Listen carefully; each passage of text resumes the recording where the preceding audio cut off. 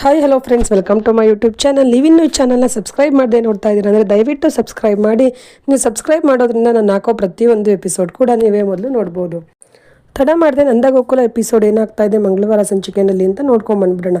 ಇಲ್ಲಿ ಅಮೂಲ್ಯ ಮತ್ತು ವಲ್ಲಭ ಇಬ್ಬರು ಕೂಡ ಕಾಲೇಜ್ಗೆ ಹೋಗೋಣ ಅಂತ ಹೇಳಿ ಗಾಡಿ ಸ್ಟಾರ್ಟ್ ಮಾಡೋಕ್ಕೆ ಬಂದಿರ್ತಾನೆ ವಲ್ಲಭ. ಅದನ್ನು ನೋಡಿಬಿಟ್ಟು ಅವಳು ಹೇಳ್ತಾ ಇದ್ದಾಳೆ ಅಮೂಲ್ಯ, ಇದೊಂದು ಡಬ್ಬ ಡಕೋಟಾ ಗಾಡಿ ಅಂತ ಹೇಳ್ಬಿಡ್ತಾಳೆ. ಅದನ್ನು ಕೇಳಿಸ್ಕೊಂಡಂತ ವಲ್ಲಭಂಗೆ ಕೋಪ ಬಂದು, ಏನು ಹೇಳ್ತಾ ಇದೆಯಾ ನನ್ನ ಗಾಡಿ ಬಗ್ಗೆ? ನನ್ನ ಗಾಡಿ ಐರಾವತ್ತ, ಅಷ್ಟು ಈಸಿಯಾಗಿ ನನ್ನ ಗಾಡಿ ಬಗ್ಗೆ ಮಾತಾಡಬೇಡ. ನಿನ್ನ ಡೈಲಿ ಕಾಲೇಜಿಗೆ ಆನ್ ಟೈಮಿಗೆ ಕರ್ಕೊಂಡು ಹೋಗೋದು ಇದೇ ಗಾಡಿ, ಎಕ್ಸಾಮ್ ಟೈಮಲ್ಲಿ ಕರೆಕ್ಟ್ ಟೈಮಿಗೆ ಕರ್ಕೊಂಡು ಹೋಗೋದು ಇದೇ ಗಾಡಿ, ಮತ್ತು ನಾನು ಪ್ರತಿ ತಿಂಗಳು ಅಪ್ಪನಿಗೆ 8,500 ಕೊಡ್ತೀನಿ ಅಂತ ಕಮಿಟ್ಮೆಂಟ್ ಮಡಿಕೊಂಡಿದ್ದೀನಲ್ಲ, ಅದಕ್ಕೆ ಕಾರಣನೂ ಕೂಡ ಇದೇ ಗಾಡಿನೇ. ಅಷ್ಟೇ ಅಲ್ಲ, ಈ ಗಾಡಿ ಇಲ್ಲ ಅಂದಿದ್ರೆ ನಮ್ಮ ಕೇಶವಣ್ಣ ನಮ್ಮ ಮೀನಾ ಅದಕ್ಕೆ ಕರ್ಕೊಂಬರೋಕ್ಕಾಗ್ತಿತ್ತೋ ಆಗ್ತಿರ್ಲಿಲ್ವೋ, ಅಷ್ಟೊಂದೆಲ್ಲ ಸಹಾಯ ಮಾಡಿದೆ. ನೀನು ಈ ಗಾಡಿ ಬಗ್ಗೆ ಡಬ್ಬಾಟ ಕೊಟ್ಟ ಗಾಡಿ ಅಂತ ಅಂತ್ಯ. ಒಂದು ತಿಳ್ಕೊ, ಈ ಗಾಡಿ ನನ್ನ ಮನಸ್ಸಿನ ಪ್ರತಿಯೊಂದು ಮಾತನ್ನೂ ಅರ್ಥ ಮಾಡ್ಕೊಂಡಿದೆ. ನನ್ನ ಅದು ಅಳೋದು, ನಾನು ಬೇಜಾರಲ್ಲಿರೋದು ಎಲ್ಲ ನಾನು ಯಾರ ಮುಂದೆ ತೋರಿಸಿದ್ದೀನೋ ಬಿಟ್ಟಿದ್ದೀನೋ, ಬಟ್ ಈ ಗಾಡಿಗೆ ಎಲ್ಲ ಗೊತ್ತು. ಇದು ನನ್ನ ಐರಾವತ್ತ, ನಾನು ಅಳ್ತೀನೋ ಬಿಡ್ತೀನೋ, ನನ್ನ ಹತ್ತಿರೋ ಜಾಸ್ತಿ ಅಳು ಎಲ್ಲ 70% ಅಳು ಎಲ್ಲ ಈ ಗಾಡಿ ಮುಂದೆನೇ. ಅಷ್ಟು ಫೀಲಿಂಗ್ಸ್ ಇಟ್ಟಿದ್ದೀನಿ ಈ ಗಾಡಿ ಮೇಲೆ ನಾನು.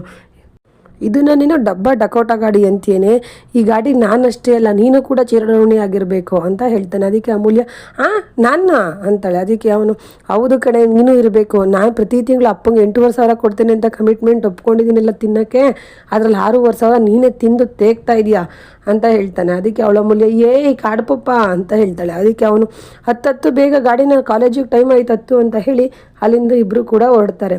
ಮತ್ತಿನ್ನೊಂದು ಕಡೆ ಇಲ್ಲಿ ಕೇಶವ ತುಂಬ ಯೋಚನೆ ಮಾಡಿಕೊಂಡು, ನಮ್ಮಪ್ಪ ಎಷ್ಟು ಒಳ್ಳೆಯವರು, ನಾನು ಅರ್ಥ ಮಾಡ್ಕೊಳ್ಳಿಲ್ಲ. ನಮ್ಮಪ್ಪ ನಮ್ಮನ್ನು ಚಿಕ್ಕ ವಯಸ್ಸಲ್ಲಿ ಈ ಥರ ಸೈಕಲಲ್ಲಿ ಕರ್ಕೊಂಡೋಗಿ ಇಷ್ಟು ಚೆನ್ನಾಗಿ ಬೆಳೆಸಿದ್ರು, ನಾನು ಯಾಕೆ ಅರ್ಥ ಮಾಡ್ಕೊಳ್ಳಿಲ್ಲ ಅಂತ ಯೋಚನೆ ಮಾಡಿಕೊಂಡು ಫುಲ್ ಅಂಗಡಿನಲ್ಲಿ ಆಗಿದ್ದನ್ನೆಲ್ಲ ಯೋಚನೆ ಮಾಡ್ಕೊಂಡು ಮನೆಗೆ ಬರ್ತಾ ಐರನ್ ರೋಡಲ್ಲಿ ಒಬ್ಬನೇ ನಡ್ಕೊಂಡು. ಇಲ್ಲಿ ಮನೆಯಲ್ಲಿ ನಂದ ಅವರು ಅವ್ರ ಮಗಳ ಕೈಲಿ ಲೆಕ್ಕ ಹಾಕ್ಸ್ತಾ ಇದ್ದಾರೆ, ಎಷ್ಟೆಷ್ಟು ಖರ್ಚಾಯ್ತಮ್ಮ ಅಂತ, ಎಷ್ಟು ದುಡ್ಡು ಲಾಭ ಆಗಿದೆ ಅಂತ. ಅಲ್ಲಿ 3,300 ರೂಪಾಯಿ ಬಂದಿದೆ ಅಪ್ಪ, ಆದರೆ ಇಲ್ಲಿ 3,100 ರೂಪಾಯಿ ಮಾತ್ರ ಇದೆ ಅಂತ ಹೇಳ್ತಾಳೆ. ಅದಕ್ಕೆ ನಂದಾಗೆ ಕೋಪ ಬಂದು, ಗಿರ್ಜಾ ಎಲ್ಲೇ ಮಿಕ್ಕಿದ ದುಡ್ಡಲ್ಲಿ ಇನ್ನೂ 200 ರೂಪಾಯಿ ಡಿಫ್ರೆನ್ಸ್ ಬರ್ತಾ ಇದೆ, ನನ್ನ ಮಗನಿಗೆ ಬೈಬೇಡ ಅಂತ ಹೇಳ್ತೀಯ.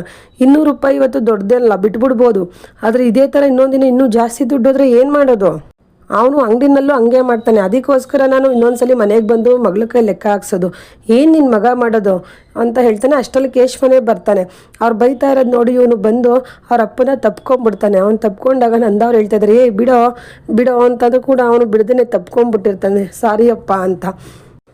ಸರಿ ಬಿಡು, ಏನು ಚಿಕ್ಕ ಮಕ್ಕಳು ಥರ ನೀನು ಬಿಡು ಅಂತ ಹೇಳಿ, ಸರಿ ಗಿರ್ಜಾ ಇನ್ನೊಂದ್ಸಲಿ ತಪ್ಪು ಮಾಡಬಾರ್ದು ಅಂತ ಹೇಳು ಅಂತ ಹೇಳಿ ಅಲ್ಲಿಂದ ಹೊರಡ್ತಾನೆ ನಂದವರು.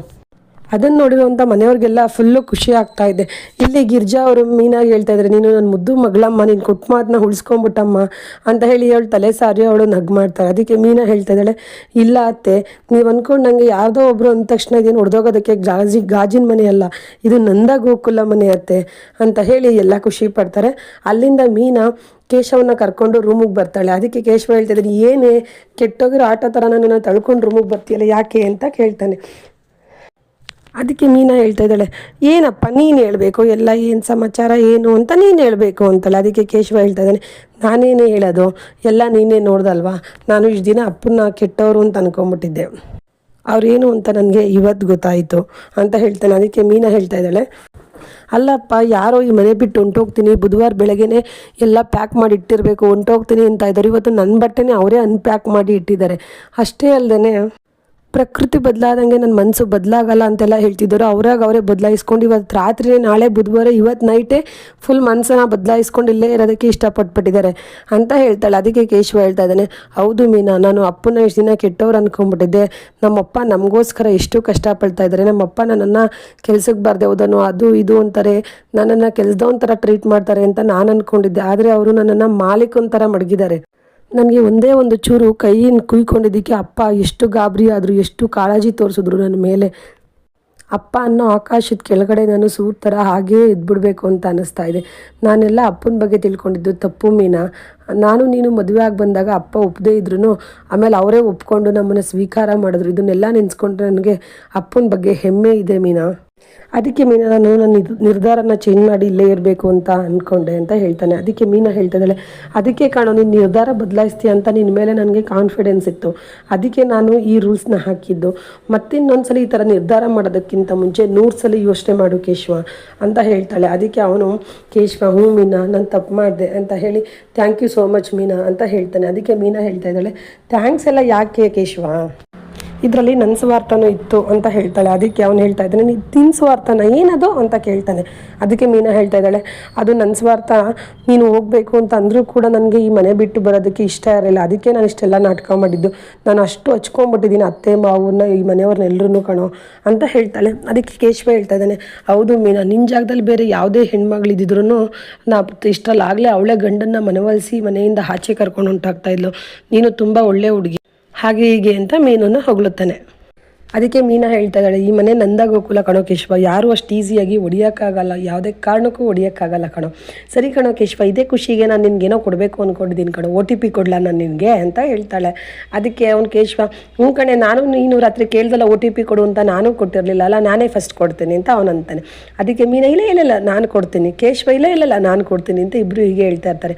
ಆಗ ಮೀನಾ ಹೇಳ್ತಾಳೆ, ಯಾರು ಕೊಟ್ರೇನೋ, ಇಬ್ಬರು ಕೊಟ್ರು ಒಂದೇ, ನೀನು ಕೊಟ್ಟರು ಒಂದೇ ನಾನು ಕೊಟ್ಟರು ಒಂದೇ ಅಂತ ಹೇಳ್ತಾಳೆ. ಆದರೂ ಕೇಶವ ನಾನೇ ಫಸ್ಟ್ ಕೊಡ್ತೀನಿ ಅಂತ ಹೇಳ್ಬಿಟ್ಟು, ನೀನು ಹಿಂಗೆ ನಿಂತ್ಕೊಂಡ್ರೆ ಆಗಲ್ಲ, ರೊಮ್ಯಾಂಟಿಕ್ಕಾಗಿ ನಿಂತ್ಕೊಬೇಕಣೆ, ನಾನು ಕಿಸ್ ಕೊಡಬೇಕು ಆ ಥರ ನಿಂತ್ಕೊಬೇಕು ಅಂತ ಹೇಳ್ತಾನೆ.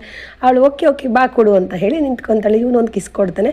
ಅದೇ ಥರ ಮೀನಾ ಕೂಡ ಕೇಶವನಿಗೆ ಒಂದು ಕಿಸ್ ಕೊಟ್ಬಿಟ್ಟು, ಹೆಂಗಿತ್ತು OTP ಅಂತ ಕೇಳ್ತಾಳೆ. ಅದಕ್ಕೆ ಕೇಶವ, ನೀನು ಈ ಕಿಸ್ಸೇ ಕಡೆ ನನಗೆ ಟಾನಿಕ್ಕು ಬಾರೆ ಅಂತ ಹೇಳಿ ಇಬ್ಬರು ಹಗ್ ಮಾಡ್ಕೊಂಡು ಖುಷಿಯಾಗಿರ್ತಾರೆ. ಮತ್ತಿಲ್ಲಿ ಪ್ರಿಯಾ ಮುನ್ಸ್ಕೊಂಡು ರೂಮಲ್ಲಿ ಹಾಗೆ ಕೂತಿರ್ತಾಳೆ. ಮಾಧವ ಬರ್ತಾನೆ. ಯಾಕೆ ಪ್ರಿಯಾ ಬೇಜಾರಾಗಿದೆಯಾ, ಏನಾಯಿತು, ಇವತ್ತು ನನಗೆ ಎಷ್ಟು ಖುಷಿ ಆಯಿತು ಗೊತ್ತಾ, ಆಚೆ ಅಣ್ಣ ಕೇಶವ ಎಷ್ಟು ಅಪ್ಪನ ಮೇಲೆ 2 ದಿನದಿಂದ ಬೇಜಾರು ಮಾಡ್ಕೊಂಬಿಟ್ಟಿದ್ದೆ, ಇವತ್ತು ಇಬ್ಬರು ಒಂದಾಗಿದ್ದು ನೋಡಿ ನಂಗೆ ತುಂಬ ಖುಷಿ ಆಯಿತು, ಯಾಕೆ ನಿನಗೆ ಖುಷಿ ಆಗಲಿಲ್ವಾ ಅಂತ ಕೇಳ್ತಾನೆ. ಅದಕ್ಕೆ ಅವಳು ಹೇಳ್ತಾಳೆ, ಹೊರಗಡೆ ನಡೆದಿದ್ರ ಬಗ್ಗೆ ನನಗೂ ಖುಷಿ ಆಯಿತು, ಬಟ್ ನನಗೆ ನಿಮ್ಮ ಮೇಲೆ ಕೋಪ ಇದೆ ಅಂತ ಹೇಳ್ತಾಳೆ. ಅದಕ್ಕೆ ನನ್ನ ಮೇಲ ನಾನೇನು ಮಾಡಿದೆ ಅಂತ ಹೇಳ್ತಾನೆ. ಅದಕ್ಕೆ ಬೇರೆಯವರು ಮದುವೆ ಆದಮೇಲೆ ಸ್ವಲ್ಪ ದಿವಸ ಆದಮೇಲೆ ಪ್ರೀತಿ ಕಮ್ಮಿ ಆಯಿತು ಅಂತಾರೆ, ಆದರೆ ನನ್ನ ವಿಷಯದಲ್ಲಿ ನೀವು ಈಗಲೇ ಪ್ರೀತಿ ಕಮ್ಮಿ ಮಾಡಿಬಿಟ್ಟಿದ್ದೀರಾ, ಅದು ನನ್ನ ದುರಾದೃಷ್ಟ ಅಂತ ಹೇಳಿ ಆ ಕಡೆ ತಿರ್ಕೊಂಡು ಮಲ್ಕೊಂಡ್ಬಿಡ್ತಾಳೆ. ಇವನು ಅವಳು ಮನಸ್ಸಲ್ಲಿ ಅನ್ಕೊತಾ ಇದ್ದಾಳೆ, ನನ್ನ ಗಂಡ ಪಾಪ ಜಾಸ್ತಿ ಆಟಾಡಿಸ್ಬಾರ್ದು, ಇವಾಗ ಕೇಳ್ತಾನೆ ಏನಾಯಿತು ಪ್ರಿಯಾ ಅಂತ, ನಾನು ಅಷ್ಟು ಬೇಗ ಹೇಳ್ಬಿಡ್ಬೇಕು ಅಂತ ಹೇಳ್ಬಿಟ್ಟು ತಿರ್ಕೊಂಡು ಮಲ್ಕೋತಾಳೆ. ಬಟ್ ಇಲ್ಲಿ ಮಾಧವ ಕೇಳೋದೇ ಇಲ್ಲ. ಅಯ್ಯೋ ಬಿಡು, ನನ್ನ ಹೆಂಡ್ತಿ ಯಾರು ಏನಂದ್ರು, ಏನಾಯಿತು ತುಂಬ ಬೇಜಾರಾಗಿದ್ದಾಳೆ, ಇವಾಗ ಕೇಳಿದ್ರೆ ಹತ್ತು ಬಿಡ್ತಾಳೆ, ಈಗ ಮಲ್ಕೊಳ್ಳಿ ಬಿಡು ಬೆಳಗ್ಗೆ ಕೇಳೋಣ ಅಂತ ಹೇಳಿ ಅವ್ನು ಲೈಟ್ ಆಫ್ ಮಾಡಿ ಮಲ್ಕೊಂಡ್ಬಿಡ್ತಾನೆ. ಇವಳು ಪ್ರಿಯಾ ಅನ್ಕೊತಾ ಇದ್ದಾಳೆ, ಇವನೇನು ನನ್ನನ್ನು ಕೇಳಲೇ ಇಲ್ವಲ್ಲ, ಮತ್ತೆ ಫೋರ್ಸ್ ಮಾಡಿ ಇದನ್ನು ನಾನು ಇಲ್ಲಿಗೆ ಬಿಡಬಾರ್ದು ಮಲ್ಕೊತಾಳೆ. ಇಲ್ಲಿ ಶ್ರೀಕಂಠ ರೌಡಿಗಳನ್ನ ಕರ್ಕೊಂಬಂದ್ಬಿಟ್ಟು ಇಲ್ಲಿ ವಲ್ಲಭನ ಬೈಕ್ನ ಕಿಡ್ನ್ಯಾಪ್ ಮಾಡಿಸ್ಬಿಡ್ತಾನೆ. ವಲ್ಲಭನ ಬೈಕ್ನ ಅಲ್ಲಿಂದ ಎತ್ಕೊಂಡು ಕಳಿಸ್ಬಿಟ್ಟು, ಏ ವಲ್ಲಭ ನಿನಗಿದೆ ಕಣೋ ಮಾರಿ ಹಬ್ಬ, ಇನ್ಮೇಲೆ ಹೊಸ ಚಾಪ್ಟರ್ ಶುರು ಅಂತ ಹೇಳಿ ರಾತ್ರಿ ಅವ್ನ ಬೈಕ್ನ ಕಳ್ತನ ಮಾಡಿಸ್ಬಿಡ್ತಾನೆ. ಇಲ್ಲಿ ಮೀನಾ ಮತ್ತು ಅಮೂಲ್ಯ ಇಬ್ಬರು ಎದ್ದು ಬೆಳಗ್ಗೆ ಬಾಗ್ಲಿಗೆ ರಂಗೋಲಿ ಬಿಡ್ತಾ ಇರ್ತಾರೆ.